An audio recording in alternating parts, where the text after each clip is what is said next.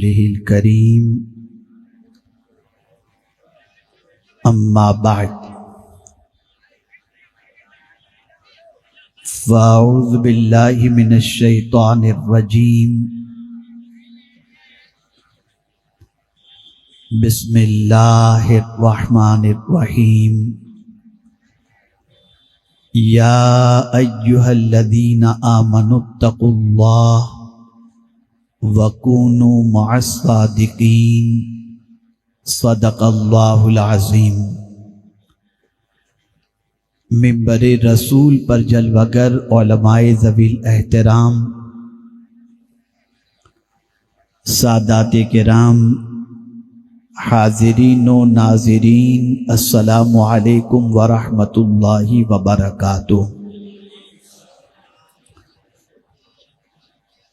میرے پیارے آقا صلی اللہ تعالی علیہ وسلم کے پیارے دیوانوں، جس آیہ کریمہ کی تلاوت کا میں نے شرف حاصل کیا، اس سے متعلق کچھ معروضات پیش کرنے سے پیشتر آقا کریم رؤوف الرحیم علیہ التحیۃ والتسلیم کی بارگاہ میں جس طریقے سے میں پڑھاؤں، عقیدت و محبت میں ڈوب کر اسی طریقے سے درود و سلام کا نذرانہ پیش کریں۔ الصلاۃ والسلام علیک یا رسول اللہ، الصلاۃ والسلام علیک یا حبیب اللہ، الصلاۃ والسلام علیک یا نبی اللہ، الصلاۃ والسلام علیک یا نور اللہ، وعلی آلک واصحابک یا حبیب اللہ، صلی اللہ تعالی علیہ وسلم۔ میرے پیارے آقا صلی اللہ تعالی علیہ وسلم کے پیارے دیوانوں، ہر سال کی طرح اس سال بھی واسطے خواجہ خواجگاں کے جے پور کی سرزمین پر آج کا یہ عظیم الشان جلسہ منعقد کیا گیا ہے کہ ہر سال خواجہ صاحب کے عرس میں جب ہم حاضر ہوتے ہیں تو ایک پروگرام یہاں پر خاص طور پر منعقد کیا جاتا ہے۔ آج وہ پروگرام یہاں پر منعقد کیا گیا ہے جس میں آپ حضرات بڑی تعداد میں یہاں پر شریک ہیں۔ مجھ سے پیشتر ایک جوان خطیب سے جوان خطاب آپ نے سماعت فرمایا۔ اب میں بھی تھوڑی دیر کچھ باتیں آپ کی سماعتوں کے حوالے کرنا چاہوں گا۔ بہت مختصر گفتگو ہوگی، زیادہ وقت بھی نہیں لوں گا، لیکن میں چاہوں گا کہ خواجہ صاحب اتنے بڑے بنے کیسے، میں کچھ اس کے بارے میں آپ کو بتا دوں، تاکہ کوئی انسان اگر اچھا اور بڑا بننا چاہے تو وہ کیسے بن سکتا ہے۔ آج آپ دیکھیں کہ انسان کا تصور ہے کہ ایجوکیشن سے انسان بنتا ہے، لیکن آپ میں سے بہت سارے بچے اچھی عادتوں کے عادی ہوتے ہیں، ماں باپ کے ساتھ رہتے ہیں، اسکول پڑھتے ہیں، مدرسے میں جاتے ہیں، وہ اچھے ہوتے ہیں، لیکن جیسے ہی کالج کے اندر قدم رکھتے ہیں تو تعلیم کے ساتھ ساتھ کچھ ایسی عادتیں ان کے اندر آ جاتی ہیں کہ کوئی شراب کا عادی بن جاتا ہے، کوئی سگریٹ کا عادی بن جاتا ہے، کوئی ڈرگز کا عادی بن جاتا ہے، سب نہیں بنتے، اور کوئی زنا کا عادی بن جاتا ہے، کوئی بدنگاہی کا عادی بن جاتا ہے، کوئی آوارگی کا عادی بن جاتا ہے، کوئی گرل فرینڈ بنا کر کے پارکوں میں گھومنے کا عادی بن جاتا ہے۔ سوال یہ پیدا ہوتا ہے کہ جب علم سے انسان بنتا ہے تو یہ علم حاصل کرنے والا بگڑ کیوں رہا ہے؟ سمجھنے کی بات. تو اس بات کو اچھی طریقے سے ذہن میں رکھیں، جملے کو ہمیشہ کے لیے دماغ کے اندر بٹھا لیں. آج ایجوکیشن کے لیے آن لائن ایجوکیشن مل رہا ہے، بہت سارے کورسز انسان ایجوکیشن کا جو ہے ایجوکیشن کے وہ آن لائن کر رہا ہے، اور اتنا علم اب لوگوں تک پہنچ رہا ہے کہ جو کہیں جا کر نہیں پڑھ سکتے تھے وہ گھر بیٹھے بہت کچھ پڑھ رہے ہیں. تو انسان یہ کہنے پر مجبور ہے کہ تعلیم اتنی پھیل رہی ہے، ایجوکیشن اتنا پھیل رہا ہے، تو اچھے انسان بھی تو نظر آنا چاہیے. بس اس کو ذہن میں رکھو، پوری تقریر یاد رہے یا نہ رہے، یہ جملہ ذہن کے اندر محفوظ رکھنا. انفارمیشن سے توجہ چاہوں گا، انفارمیشن سے، ایجوکیشن سے، تعلیم سے دماغ سنورتا ہے. تعلیم سے دماغ سنورتا ہے، اور اچھی صحبت سے دل سنورا کرتا ہے. تعلیم بڑھ رہی ہے، اچھی صحبت نہیں مل رہی. تعلیم بڑھ رہی ہے، اچھے دوست نہیں مل رہے. تعلیم مل رہی ہے، اچھے ماحول نہیں مل رہے. تعلیم مل رہی ہے، اچھی سنگت نہیں مل رہی. اب آپ اگر دیکھیں تو آپ کو پتہ چلے گا مصطفیٰ جان رحمت صلی اللہ علیہ وسلم نے ایسا سنوارا صحابہ کو کہ ان لوگوں کی زندگی میں بڑے بڑے ایجوکیشن ان کے ساتھ لگے ہوئے ہیں. حضرت عبداللہ ابن عباس سید المفسرین ہیں. حضرت عبداللہ ابن عباس رضی اللہ تعالیٰ عنہ کا کیا کہنا، حضرت عبداللہ ابن مسعود کا کیا کہنا، حضرت سالم کا کیا کہنا، یہ سب علم کے اپنی جگہ پر پہاڑ ہیں. لیکن ان ساری چیزوں کے باوجود ان کے ساتھ جو لقب ہے، اس لقب کی بنیاد پر دنیا کا کوئی انسان چاہے وہ کتنا ہی بڑا عابد و زاہد و عالم ہو جائے، اگر اس نے حضور کی صحبت نہیں پائی ظاہری حیات کے ساتھ، تو ان کا وہ مقام نہیں ہو سکتا جو مصطفیٰ پیارے کے صحابی کا مقام ہے. ان کو لقب ملا صحابی کا. صحبت، پتہ چلا صحبت بہت عظیم دولت کا نام ہے. انسان اچھی صحبت سے سنورا کرتا ہے، انسان اچھی صحبت سے اچھا بن جایا کرتا ہے، انسان اچھی سنگت سے اچھا بن جایا کرتا ہے. اسی لیے قرآن نے پہلے دو چیزوں کا تذکرہ کیا، ایمان اور تقوی.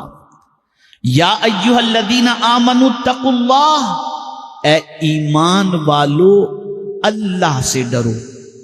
اب ان دونوں صفتوں کو اگر ہم دیکھیں، ایمان اور تقوی کی صفت اگر کسی انسان کے اندر آ جائے تو یہ دونوں صفتیں وہ ہیں کہ اس کی وجہ سے اس بندے کو اللہ اپنی دوستی کا تاج عطا کر دیتا، یعنی ولایت. ولی کی تعریف قرآن نے بیان کی، الذین آمنوا وکانوا یتقون، جو مومن ہو اور متقی ہو وہ اللہ کا ولی ہے. لیکن آپ قربان جائیے اللہ کی عظمت پر اور اس کی کتاب کی عظمت پر کہ اگر کوئی ولی بھی بن چکا، ایمان اور تقوی کی دولت بھی اسے نصیب ہو گئی، تب بھی اسے قرآن کہتا ہے وَكُونُوا مَعَ الصَّادِقِينَ، سچوں کے ساتھ ہو جاؤ. پتہ چلا ولی کو بھی صحبت کی ضرورت ہے. میرے پیارے آقا صلی اللہ تعالی علیہ وسلم کے پیارے دیوانوں، نبی کی صحبت اختیار کر کے انسان اونچے مقام پر پہنچ جاتا ہے. لیکن نبی کو بھی فرمایا گیا کہ ایسوں کے ساتھ بیٹھو تاکہ تمہارے بیٹھنے کو دیکھ کر تمہاری امت بھی تمہاری سنت پر عمل کرے. حضور سے فرمایا گیا وَاصْبِرْ نَفْسَكَ مَعَ الَّذِينَ يَدْعُونَ رَبَّهُمْ بِالْغَدَاةِ وَالْعَشِيِّ، میرے محبوب اپنے آپ کو ان لوگوں کے ساتھ رو کے رکھو جو صبح و شام اللہ کو یاد کرتے ہیں. یاد رکھیں اور اچھی طریقے سے یاد رکھیں. کہاں بیٹھنا؟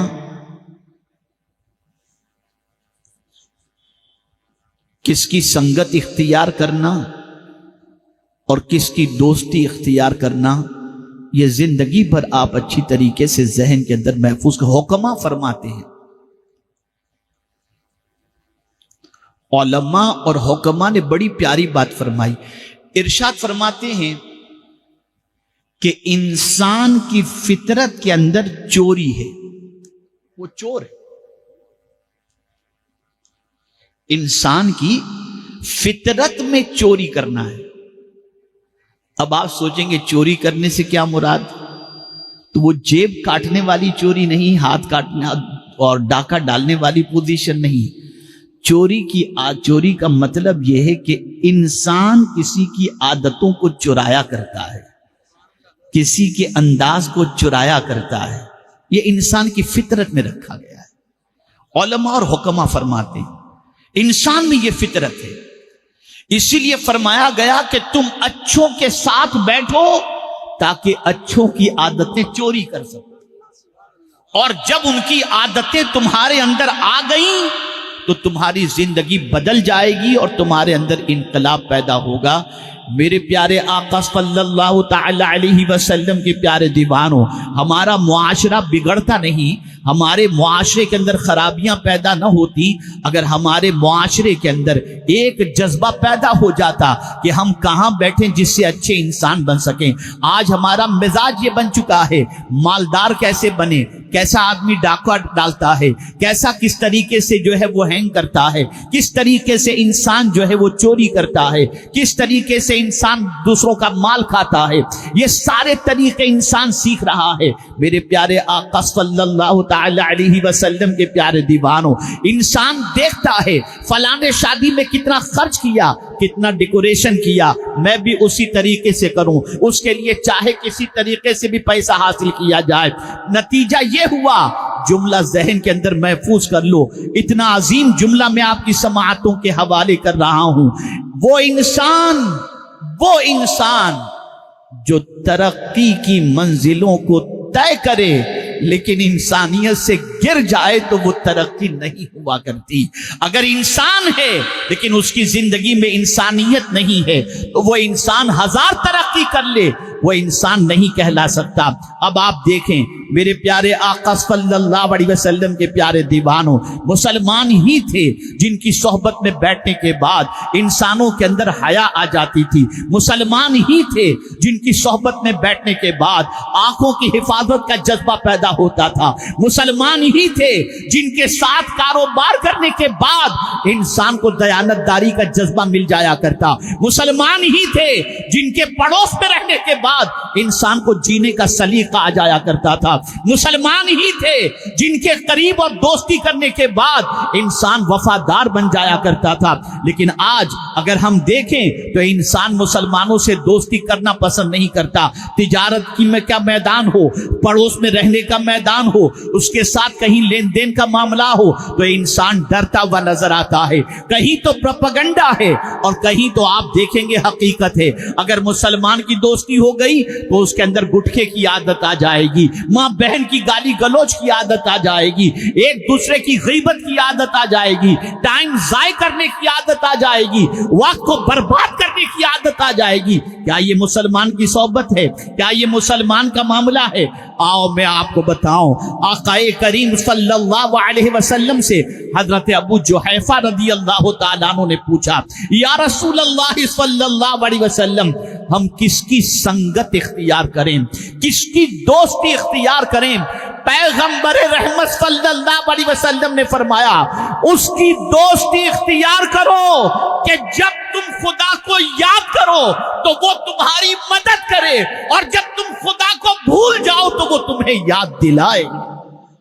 ایسوں کی دوستی کرو۔ آج کس سے دوستی کی جاتی ہے؟ جو پکچر دکھائے، جو شراب پلائے، جو جوا کھلائے، جو گٹکھا کھلائے، جو ڈرگس پلائے، جو آوارگی کے دروازے پر لے کر کے جائے، ہم اس کی دوستی اختیار کرتے ہیں۔ لیکن آپ خواجہ صاحب کی زندگی کا جائزہ لیں اور خواجہ صاحب کی عادات کریمہ کا جائزہ لیں تو آپ کو پتا چلے گا خواجہ اتنے بڑے کیسے بن گئے۔ وہ تو پنچکی لے کر بیٹھے تھے، باغ میں تشریف فرما تھے۔ اللہ اکبر، انسان بنتا کیسے ہے؟ میرا یہ جملہ ذہن میں رکھیے گا، دو چیزوں سے انسان بنتا ہے، یا تو کسی کی دعا لگ جائے یا کسی کی نظر لگ جائے۔ جب یہ دو چیزیں لگ جاتی ہیں تو ایک اچھا انسان بن جایا کرتا ہے۔ اللہ اکبر! آپ دیکھیں خواجہ صاحب کی زندگی میں یہ دونوں پہلو آپ کو نظر آئیں گے۔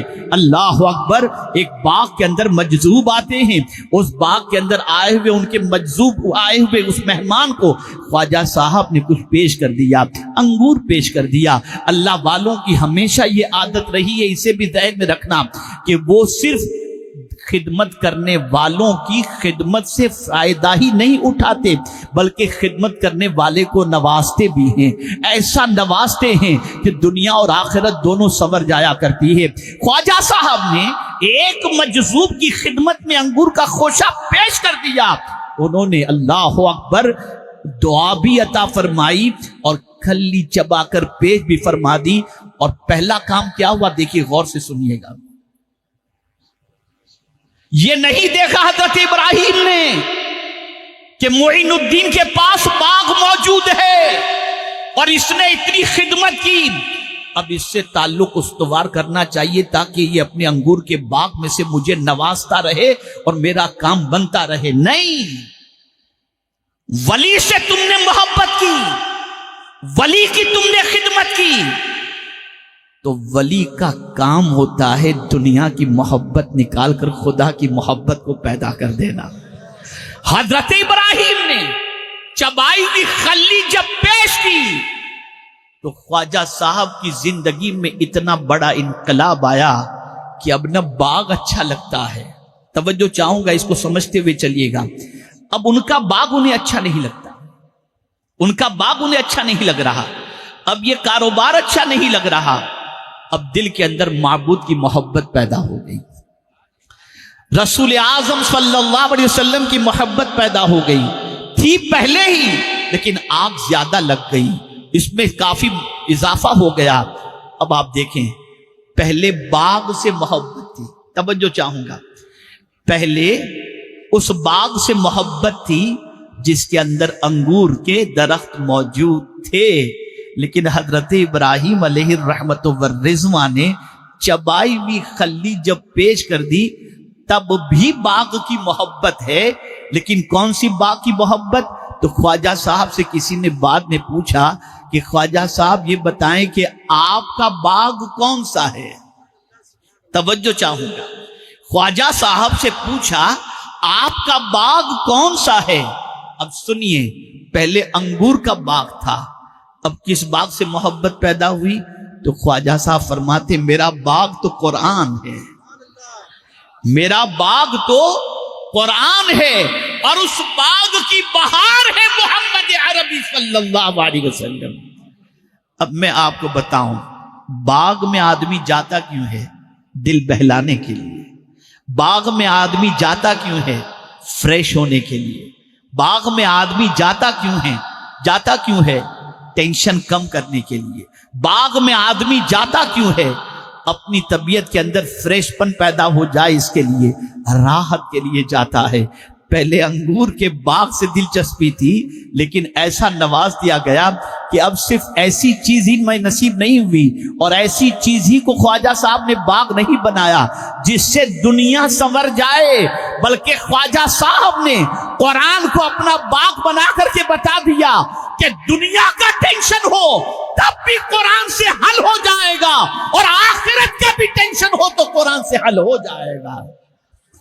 یہ وہ باغ ہے قرآن کہ اب میں اس کی سیر کیا کرتا ہوں۔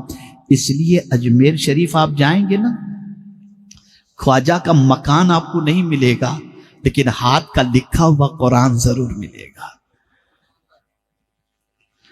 تو ایک چیز اور سمجھ میں آئی، اللہ والوں کی خدمت سے بہت کچھ ملا کرتا ہے۔ خواجہ صاحب نے پہلے خدمت کی، اب جب وہ مقام نصیب ہو گیا، محبت الہی اور محبت رسول کے جذبے سے سرشار ہو گئے، تب بھی خواجہ صاحب اپنے آپ کو کامل سمجھ کر بیٹھ نہیں گئے، شیخ کی تلاش میں نکلے، اور جب شیخ مل گئے خواجہ عثمان ہرونی علیہ الرحمہ تو جانتے ہیں 1 سال نہیں 2 سال نہیں 20 سال حضرت عثمان ہرونی علیہ رحمت و رضوان کی خدمت کی انہوں نے اور صحبت اختیار کی۔ اس بات کو اچھی طریقے سے ذہن میں رکھیں۔ خواجہ صاحب کا قول آج ایک میں نے پڑھا، میرے رونگٹے کھڑے ہو گئے۔ خواجہ صاحب فرماتے ہیں بدبختی کے لیے اتنا ہی کافی ہے، بدبختی کے لیے اتنا ہی کافی ہے کہ خود گنہگار ہو کر اپنے آپ کو اللہ کا مقبول بندہ سمجھ بیٹھے۔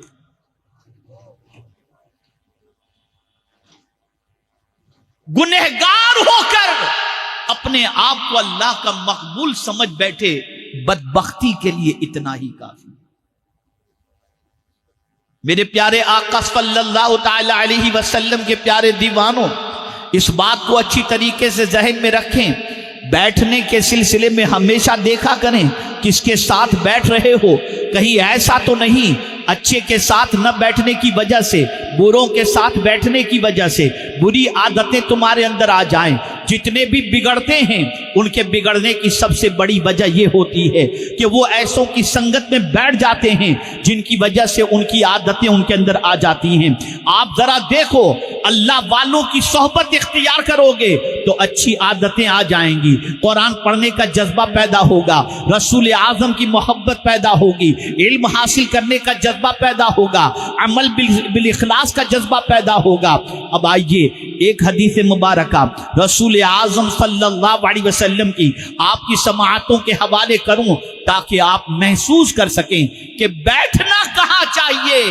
آج کے بعد جہاں صحبت اختیار کرنی ہو وہاں یہ 3 چیزیں دیکھ لیا کرو کہ مصطفیٰ جان رحمت صلی اللہ علیہ وسلم نے کن لوگوں کی صحبت اختیار کرنے کے بارے میں فرمایا۔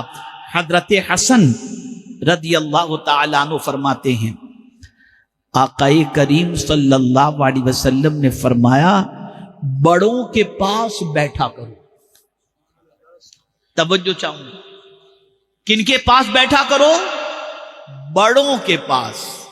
چھوکروں کی سنگت سے کچھ ملنے والا نہیں۔ اور میں اگر اس میں تھوڑا سا تھوڑی سی تشریح کرتے ہوئے، بڑوں کے ساتھ بیٹھو گے تو بڑے بن جاؤ گے، بڑوں کے ساتھ بیٹھو۔ ایک بات تو یہ فرمائی گئی۔ دوسری بات فرمائی گئی علماء سے علم حاصل کیا کرو، ان سے پوچھا کرو۔ بڑوں کے پاس بیٹھو، علماء سے پوچھا کرو۔ اور تیسری بات جو کہی گئی وہ یہ ہے کہ حکماء کی باتیں سنا کرو، حکماء کی باتیں سنا کرو۔ اسی لیے ہم اور بلبل باغ مدینہ ترکی گئے ہوئے تھے۔ آپ کو حیرت ہوگی جب مولانا روم رحمت اللہ تعالی علیہ کے یہاں ہم پہنچے تو ہم کو صرف وہاں پر مسلمان نظر نہیں آئے، کئی مذاہب کے ماننے والے۔ میں سمجھتا ہوں جتنے ادب کے ساتھ مولانا روم علیہ رحمہ کی بارگاہ کے اندر مسلمان بیٹھے ہوئے نظر نہیں آئے، اس سے زیادہ تو ہمیں عیسائی وہاں پر ادب کے ساتھ گردن جھکائے بیٹھے ہوئے نظر آئے۔ میں حیران ہوں، یا اللہ یہ کیا بات ہے کہ جن کا مولانا روم کے مذہب سے کوئی تعلق نہیں وہ یہاں آ کر اس طریقے سے بیٹھے ہوئے ہیں؟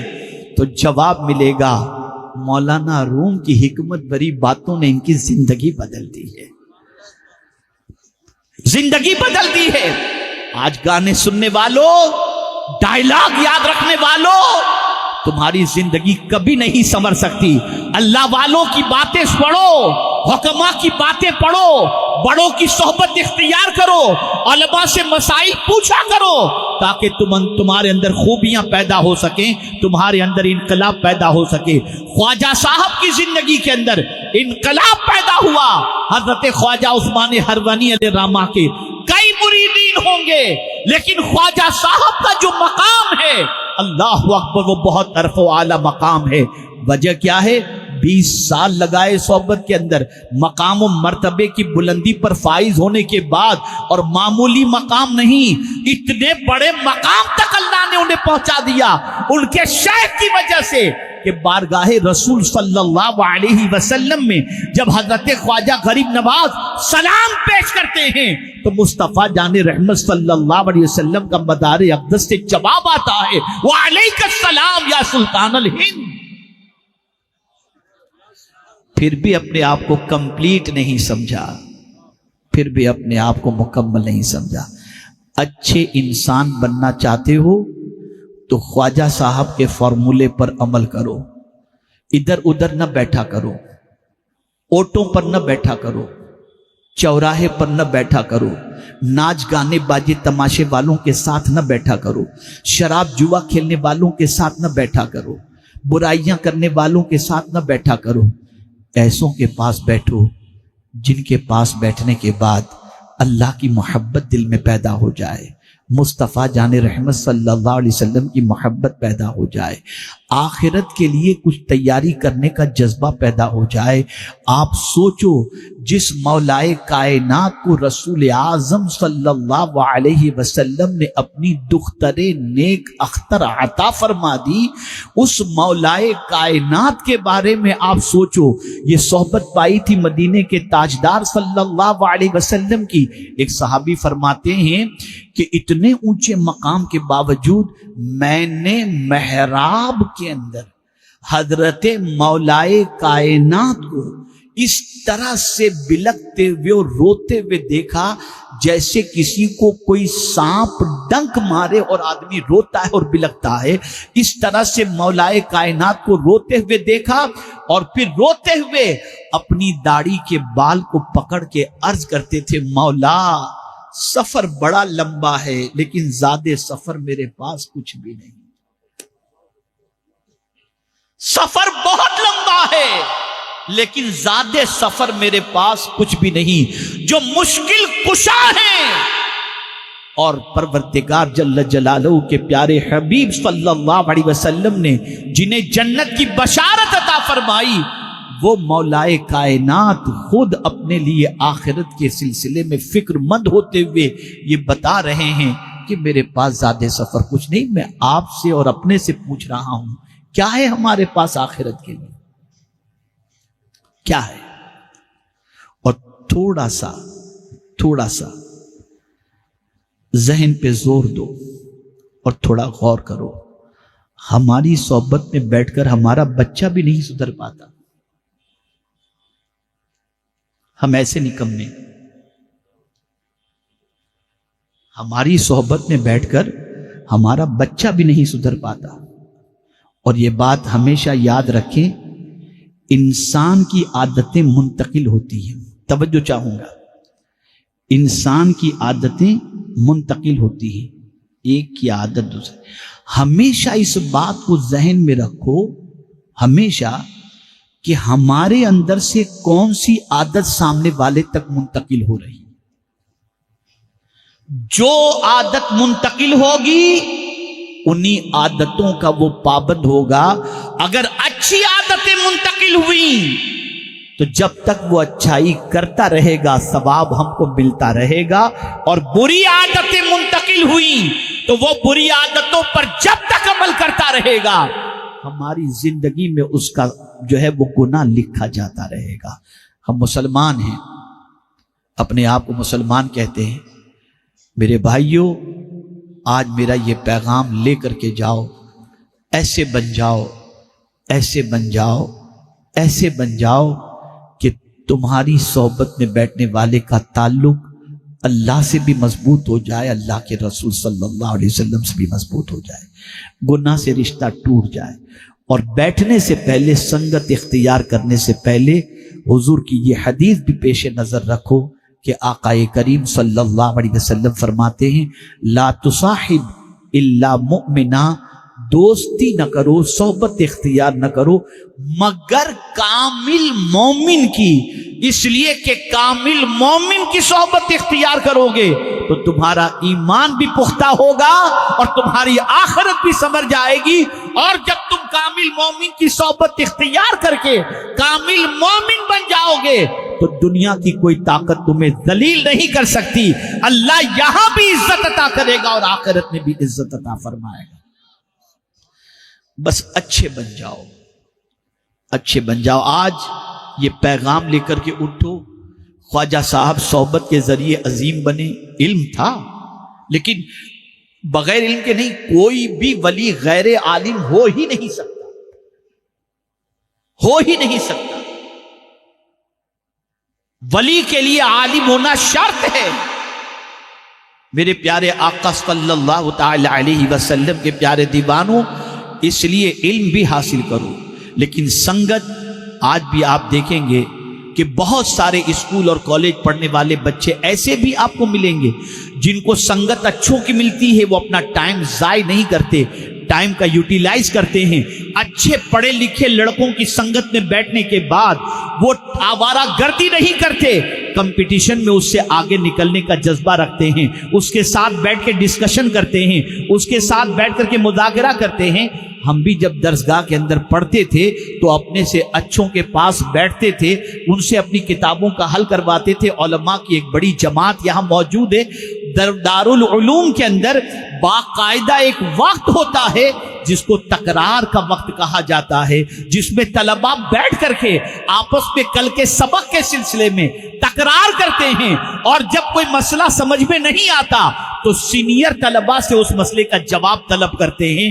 یہ تکرار کے ذریعے مجھے آج بھی ہمارے زمانے طالب علمی کے وہ ساتھی یاد ہیں کہ جن کے پاس ہم کتابیں لے کر کے جاتے تھے اور ان سے اپنی کتابوں کے مسائل کا حل تلاش کرتے تھے اور پوچھا کرتے تھے. تو آپ اچھوں کی صحبت اختیار کرو. اسکول اور کالج اگر پڑھتے ہو ضرور پڑھو، لیکن آوارہ لوگوں کی سنگت اختیار نہ کرنا، لڑکیوں کے ساتھ تعلقات استوار نہ کرنا. تمہاری ماں یا تمہارے باپ اس لیے تمہارے پیچھے پیسہ خرچ نہیں کرتے کہ تم وہاں جا کر کے آوارہ گردی کرو. ان کے بھی اپنے خواب ہوتے ہیں، ان کی بھی اپنی تمنائیں ہوتی ہیں. ان تمناؤں کو پورا کرنا اپنا مقصد سمجھو اور سب کچھ ایک طرف رکھو.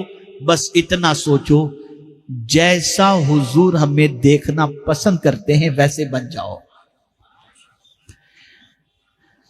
جیسا رب ہمیں دیکھنا پسند کرتا ہے ویسے بن جاؤ.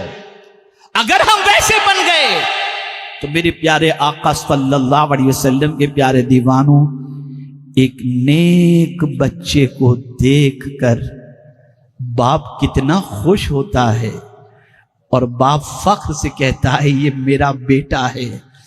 اگر باپ اپنے نیک بچے کو دیکھ کر جب خوش ہو سکتا ہے تو مدینے کے تاجدار اپنے نیک امتی کو دیکھ کر کتنا خوش ہوں گے. اور جب مدینے کے تاجدار اپنے نیک امتی کو دیکھ کر کے خوش ہوں گے تو خدا اپنے نیک بندے کو دیکھ کر کتنا خوش ہوگا. اچھے بن جاؤ، اچھوں کی صحبت اختیار کرو. اور قرآن کی اس آیت پر میں اپنی گفتگو کو ختم کرتا ہوں. وَإِمَّا يُنْسِيَنَّكَ الشَّيْطَانُ فَلَا تَقْعُدْ بَعْدَ الذِّكْرَىٰ مع القوم الظالمین. غور سے سن لیجیے گا. اللہ فرماتا ہے جب شیطان کہیں تم کو بلا دے، وَإِمَّا يُنْسِيَنَّكَ الشَّيْطَانُ، جب شیطان کہیں تم کو بلاوے میں ڈال دے، جیسے کسی آوارہ کے ساتھ بیٹھے ہیں، ظالم کے ساتھ بیٹھے ہیں اور تھوڑی دیر بیٹھے ہیں اور ہمیں کچھ خیال ہی نہیں کہ یہ کون ہے، کیسا ہے، بیٹھے ہوئے ہیں، شیطان نے بلاوا ڈال دیا. لیکن اللہ کو مہربانی کرنی تھی تو کوئی بات تمہارے ذہن میں ڈال دی، کہاں بیٹھا ہوا ہے، یا کوئی نیک آدمی تمہارے سامنے سے گزرا، تم نے اسے دکھا رہی، انہوں نے دیکھ لیا میں اس کے ساتھ بیٹھا ہوا ہوں. تو اب قرآن کہتا ہے فَلَا تَقْعُدْ، اب بیٹھنا نہیں، اٹھ جا یہاں سے، اب اٹھ جا. اس لیے کہ اللہ نے تجھ پر کرم فرما دیا کہ تیرے پاس نصیحت آ گئی. اب جب نصیحت آ گئی اٹھ جا یہاں سے. میں کہتا ہوں اس سے بڑا کرم اور میرے کریم کا کیا ہوگا کہ بروں کے ساتھ بیٹھے ہوئے ہو اور اللہ تم کو بچانے کے لیے کوئی نصیحت تمہیں عطا فرما دے، جیسے ہی نصیحت آ گئی اٹھ کے چلے جاؤ، اور اگر تم وہاں سے اٹھ کر کے چلے گئے تو اللہ تمہارے سینے میں حکمت بھر دے بھر دے۔ یہ پالیسی اپنے ذہن کے اندر رکھو، یہ فارمولا اپنے ذہن کے اندر رکھو۔ میں صرف یہی آج کی نشست میں اور اجتماع میں آپ کو پیغام دینا چاہوں گا، ایسے بن جاؤ کہ ماں باپ بھی خوش ہوں، خواجہ صاحب بھی خوش ہوں، غوث پاک بھی خوش ہوں، آقا کریم صلی اللہ علیہ وسلم بھی خوش ہوں، اور رب قدیر جل جلالہ بھی خوش ہو۔ اپنے آپ کو تھوڑا سا ہم دیکھ لیں کہ ہم کیسے ہیں، اور اگر اپنے آپ کو بہتر بنانا ہے تو اچھوں کی صحبت اختیار کرو، تاکہ ان کی عادتیں تمہاری زندگی میں آ جائیں، ان کا کرم تمہارے شامل حال ہو جائے۔ اور ہمیشہ یاد رکھیں بڑوں کی صحبت، صحابہ کی زندگی آپ دیکھیں، انہوں نے حضور کی صحبت پائی، اللہ اکبر، وہ کتنے بڑے بن گئے۔ پھر صحابہ کی صحبت تابعین نے پائی، وہ کتنے بڑے بن گئے۔ اور میرے پیارے آقا صلی اللہ تعالی علیہ وسلم کے پیارے دیوانوں، کبھی کبھی علم کے اعتبار سے چھوٹے بھی اتنے بڑے بن جاتے ہیں، اور فکر کے اعتبار سے، حکمت و دانائی کے اعتبار سے بڑوں کی صحبت پانے کے بعد چھوٹوں کو اللہ اتنا بڑا بنا دیتا ہے کہ آپ دیکھیں تو آپ کی عقل دنگ رہ جائے گی کہ فاروق اعظم رضی اللہ تعالیٰ عنہ کی محفل کے اندر ایک نوجوان آ کر کے بیٹھا کرتے تھے، بوڑھے صحابہ کے درمیان وہ بیٹھا کرتے تھے، تو اکثر بوڑھے صحابہ یہ سوچتے تھے، ضعیف صحابہ وہ یہ سوچا کرتے تھے کہ یہ محفل کے اندر ان کو فاروق اعظم کیوں بلاتے ہیں، اللہ اکبر۔ لیکن ایک بار فاروق اعظم نے بھانپ لیا کہ یہ مشائخ جتنے موجود ہیں، یہ جتنے بھی صحابہ ضعیف العمر موجود ہیں، ان کو یہ بچہ شاید کھٹکتا ہے، تو ایک سوال فاروق اعظم نے محفل کے اندر موجود بڑے صحابہ سے پوچھ لیا، تو بڑے صحابہ نے اپنے اعتبار سے جواب دیا، اور پھر فاروق اعظم رضی اللہ تعالیٰ عنہ نے اس نوجوان صحابی سے پوچھا جو عمر میں سب سے کم تھے، جو جواب انہوں نے عطا فرمایا، تو فاروق اعظم نے سارے صحابہ سے پوچھا بتاؤ ان کے جواب کے بارے میں تمہارا کیا خیال ہے، تو سب نے یہی کہا ان کا جواب ہی سب سے زیادہ صحیح نظر آ رہا ہے۔ تو ایسے بھی لوگ ہوں جو علم کے اعتبار سے بڑے ہوں، بھلے عمر میں چھوٹے ہوں، کردار کے اعتبار سے بڑے ہوں، بھلے عمر کے اندر چھوٹے ہوں، آپ ان کی صحبت اختیار کرو، تاکہ ان کی صحبت کی بنیاد پر آپ کی زندگی میں انقلاب پیدا ہو سکے۔ مسلمانوں، خود تم اتنے اچھے بن جاؤ، اتنے پیارے بن جاؤ، اتنے پاکیزہ بن جاؤ، اتنے نیک بن جاؤ کہ تمہاری صحبتوں کو اختیار کرنے کے بعد انسان کی زندگی میں انقلاب پیدا ہو سکے، تمہاری زندگی سے برائیاں چھلکتی نہ ہوں، تمہاری زندگی سے اچھائیاں چھلکتی ہوں، تمہاری عادتوں کو کوئی اختیار کرے، اس کی دنیا بھی سنور جائے اور اس کی آخرت بھی سنور جائے۔ مسلمانوں، اچھے بن جاؤ، آج اچھا بننا بہت ضروری ہے، نیک بننا بہت ضروری ہے۔ پوری دنیا نے منصوبہ بنا لیا ہے تمہیں آوارہ بنانے کے لیے، اور پوری دنیا نے منصوبہ بنا لیا ہے تمہارا پکچر دنیا کے سامنے ایک غلط پیش کرنے کے لیے۔ تم بھی ایسا عزم کر لو کہ ہم اچھے رہیں گے اور اچھے ثابت کر کے انشاءاللہ رہیں گے، کریں گے کوشش انشاءاللہ۔ اور ہاں، یہ بھی بتا دوں، حضور صلی اللہ علیہ وسلم نے فرمایا لا تصاحب الا مؤمنا۔ یہاں یہ بات آپ ذہن میں رکھیں کہ صرف داڑھی، ٹوپی، امامہ، یہ سب چیزیں نہیں دیکھنی، پہلے عقیدہ دیکھو کہ ہے تو مصطفیٰ کا دیوانہ، ہے تو عاشق مصطفیٰ صلی اللہ علیہ وسلم، اس کو پہلے دیکھنا، یہ بہت بنیادی چیز ہے۔ اس لیے کہ قیامت میں وہ لوگ جو گستاخ رسول کی صحبت اختیار کیے ہوئے ہوں گے، وہ قیامت میں اپنی انگلیوں کو کاٹتے ہوئے کہیں گے کہ ہم نے کس کی صحبت اختیار کی۔ یہ قرآن شریف میں موجود ہے۔ خبردار، صرف یہ مت دیکھنا کہ ظاہری عمل اچھا ہے، یہ بھی دیکھنا کہ دل مدینے کے تاجدار کا، عشق کا نور مدینے کے تاجدار صلی اللہ علیہ وسلم کا اس کے سینے میں موجود ہے یا نہیں۔ خود اچھے بنو، خود عاشق رسول صلی اللہ علیہ وسلم بنو، نیک بنو، علم خوب حاصل کرو، ساتھ میں عمل بھی کرو اور ساتھ میں اچھائیوں کو اختیار کرنے کی کوشش کرو۔ آج اگر آپ میں سے کچھ ساتھیوں نے دیکھیے میں آپ کو بتاؤں آپ کی اور ہماری پوزیشن کیا ہے، دل کی صفائی کے بارے میں بتاؤں۔ گندگی 2-3 طرح کی ہوتی ہے اور اس کی صفائی کے بھی 3 پروسیجر ہیں۔ سن رہے ہیں غور سے؟ ایسا درود شریف پڑھے بلند آواز سے کہ مجھے یقین ہو کہ آپ اچھی طرح سن رہے ہیں۔ اللہم صلی علی سیدنا و مولانا محمد معدن الجود والکرم وآلہ وصحبہ وبارک وسلم۔ صفائی 3 طریقے، جیسی گندگی ویسی صفائی۔ دیکھیے آئینہ جو ہوتا ہے نا، آئینہ وہ بھی گندا ہوتا ہے، لیکن اس کی گندگی کا معاملہ کیا ہوتا ہے، اس پر گرد و غبار آ جاتا ہے۔ تو آپ دیکھیں گے جیسے مثال کے طور پر آپ باتھ روم میں گئے، گیزر آپ نے آن کر لیا تھا، نل کھولا، گرم پانی آنے لگا۔ اب گرم پانی کا باف جو ہے وہ میرر کے اوپر آ جاتا ہے، تو جس کی وجہ سے میرر دھندلا سا ہو جاتا ہے۔ اب اس میں اپنا چہرہ نظر نہیں آتا، اس کو صاف کیسے کریں گے؟ تو ایک ٹیشو سے آپ نے جیسے ہی یوں کیا پٹک سے صاف ہو گیا ہے نا، کہ اس کو صابن لگائیں گے، برش ماریں گے، ایسا کرنا پڑے گا؟ بتائیے، میں پوچھ رہا ہوں، آپ مجھے جواب دیں تو میں سمجھو میری بات سمجھ رہے ہیں۔ گرد و غبار لگا ہے، ایسے ہی کپڑا ہلکا سا آپ نے مار دیا، میرر صاف ہو گیا ہے نا؟ بھئی صحیح ہے یا غلط جواب دیں آپ؟ صحیح ہے نا؟ اب ہمیں آج اپنا حساب کرنا ہے، ہمیں اپنا حساب کرنا ہے۔ کپڑا اگر میلا ہو جائے، کپڑا اگر میلا ہو جائے تو کیا اس کو کوئی ٹیشو سے یوں پھیر دیں گے تو کپڑا صاف ہوگا؟ جواب دیں آپ، میری بات سمجھیں۔ نہیں نا، اس کی صفائی کے لیے کیا کرنا ہوگا؟ پانی میں ڈالو، صابن لگاؤ، رگڑو، اور آج کل تو اتنا بھی موقع نہیں، سیدھا ڈال دو واشنگ مشین میں، پاؤڈر ڈال دو، خوب اس کو جو ہے وہ پیسا جاتا ہے، پھر اس کو نکالو تب وہ صاف ہوتا ہے۔ تو پتہ چلا میرر کی صفائی کا طریقہ جدا ہے، کپڑے کی صفائی کا طریقہ جدا ہے، دونوں کا۔ اور اس سے خطرناک پوزیشن جو ہے وہ سونے کی ہے۔ ماشاءاللہ یہاں تو جے پور ہے، یہ تو سونے کی صفائی کا طریقہ جدا ہے۔ اگر گولڈ کو صاف کرنا ہے، اس کے میل کچیل کو نکالنا ہے، تو وہاں صابن بھی نہیں چلے گا، برش بھی نہیں چلے گا، اسے سونار آگ کے اندر ڈالتا ہے اور پھر آگ میں جلا کر اس کے میل کو ختم کرتا ہے، پھر وہ سونا نکالتا ہے، تب وہ پیور بنتا ہے۔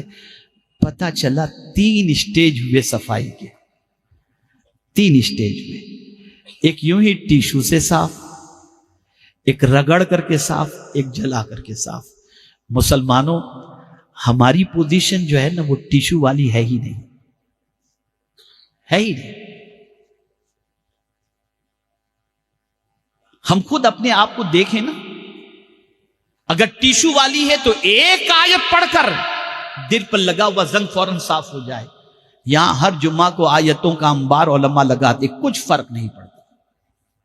اجتماعات کے اندر آیتوں کے انبار اور حضور کی حدیث سنائی جاتی ہے، کوئی فرق نہیں پڑتا۔ اتنا سخت میلا ہو چکا ہے ہمارا دل، اتنا گندا ہو چکا ہے ہمارا دل کہ صفائی کے لیے آیتیں پڑھی جاتی ہیں، احادیث سنائی جاتی ہیں، کوئی صفائی نہیں ہوتی۔ پھر مصیبتیں آتی ہیں، پھر مصیبتیں آتی ہیں۔ اس کے ذریعے اللہ رگڑتا ہے، صاف کرتا ہے اللہ۔ اب تجھے تکلیف میں ڈالتے ہیں تو اب اس طرح سے صفائی ہوتی ہے۔ بعض لوگ تو اتنے ظالم ہوتے ہیں کہ کسی حد تک ایمان کا ٹمٹماتا ہوا دیا تو ان کے اندر موجود ہوتا ہے، لیکن مصیبتوں میں اللہ سے قریب ہونے کی بجائے سگریٹ شروع کر دیتے ہیں، پکچر دیکھنا شروع کر دیتے ہیں، یا پھر جو ہے وہ ڈرگز لینا شروع کر دیتے ہیں۔ نشے میں ہم ٹینشن ہلکا کر رہے ہیں اس طریقے سے۔ تو وہ مصیبتیں بھی اس کو صاف نہیں کر پاتی، اور پھر جب وہ مرتے ہیں تو ایمان چونکہ ان کے اندر ہوتا ہے تو پروردگار گناہوں کی وجہ سے انہیں جہنم کی آگ میں ڈال کر ان کی صفائی کرتا ہے، اور پھر جب وہ صاف ہو جاتے ہیں تب وہ ایمان کی وجہ سے جہنم سے نکال کر اللہ عز و جل انہیں جنت میں آخر میں داخل فرمائے گا۔ اب ہمیں دیکھنا ہے کہ ہمیں کس طرح سے اپنے دل کی صفائی کرنی، ہم کیسے ہیں، ہمارا دل کیسا ہے۔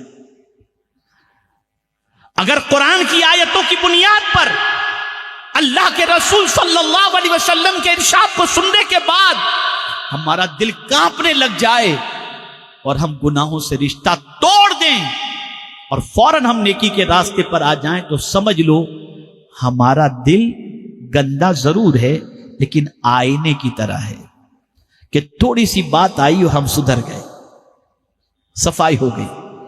لیکن اگر اللہ عز و جل کی بارگاہ کے اندر میلے کپڑے کی طرح ہمارا دل ہے اور مصیبتیں آئیں اور ہم اللہ کو یاد کرنے کی بجائے گناہ کے دروازے پر پہنچ گئے، تو سمجھ لینا کہ ہماری پوزیشن یہ ہے کہ گندے کپڑے سے بھی خراب ہمارا دل ہے۔